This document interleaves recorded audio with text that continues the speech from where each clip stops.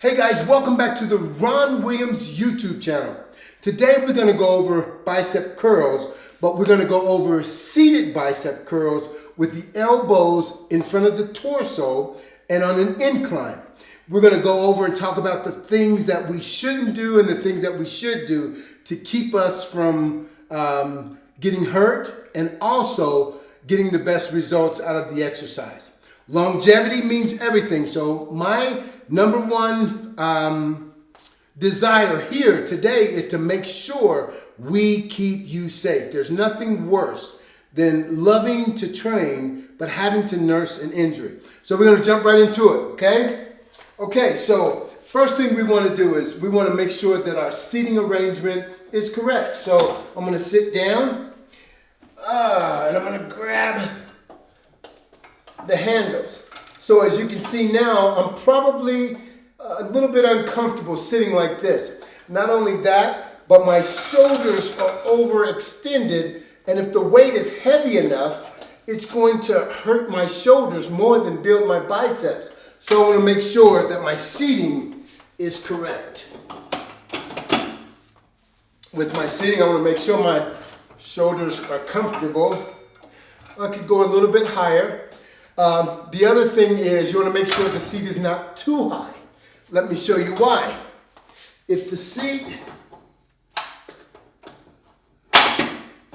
is too high,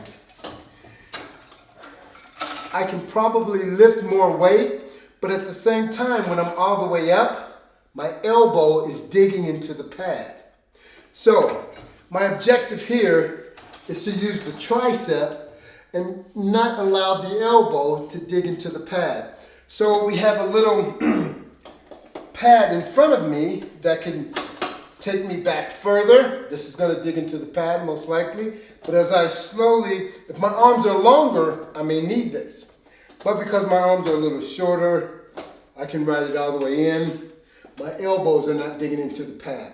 If you have a machine that doesn't have this adjustment on it, just make sure your tricep is touching the pad as you're going through the range of motion rather than the elbow, because all of the pressure now is on the elbow. I've got right now 30 pounds of pressure on my elbow. If I have 100 pounds on here, 150 pounds, I've got 150 pounds digging into that elbow. And eventually, that may cause me some problems. So I want to move away from that. Okay, let's move forward. Now, since I'm too high, I want to get in a position. That's beautiful. Position here is beautiful, guys. My shoulders are not overextended. I'm comfortable in a good position to start my work now. Now I'm going to slightly increase. First thing I want to do is make sure that muscle is warm. I've said this before, but muscles are like rubber bands. If they're warm, they're more apt to stretch. If they're cold, they're more apt to pop. So I'm going to warm them up pretty good here.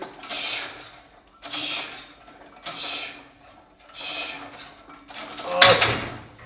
Some people, what they like to do is they like to increase their sets. They'll do 15 reps, then drop to 12 reps, drop to 10 reps, 8 reps, 6 reps. Well, what you're doing is you're working several energy systems. You've got to focus on what you want to accomplish. If your desire is to build mass, then you've got to focus on the mass building system. If your desire is to build definition, you've got to focus on the system that actually develops more definition than anything else. If your desire is fat loss, then you need to concentrate on the system that actually helps you to burn that fat and then fuel that system with the way that you eat, right? Okay, so I'm going a little bit heavier here. We're looking at our bodies as if they're machines. And if you have a vehicle that you want to race, I mean this magnificent piece of machinery that you want to put on the 500 track and you want to race it, you want to make sure you put the best fuel possible to help you accomplish your goal. You're not going to pour fuel, pour oil, pour water in the engine, in the car, because it's not going to give you the highest performance you could have.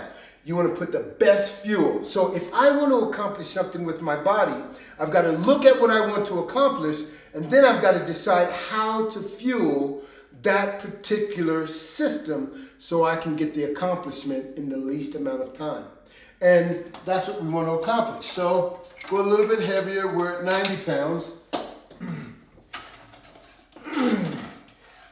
It's starting to feel good. But notice I'm not overextending my shoulders.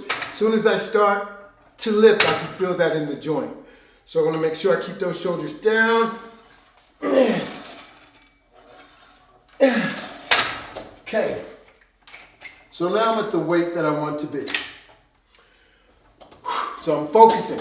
Listen, your concentration now is force the mind into the muscle. And in doing that, you want to fire every muscle fiber, not just get the weight from starting position to ending position, but in this position, contract first, start firing every muscle fiber and squeeze all the way up and contract. You might say, why do I have to do that? After every workout, I have a great pump. That's not what we're talking about.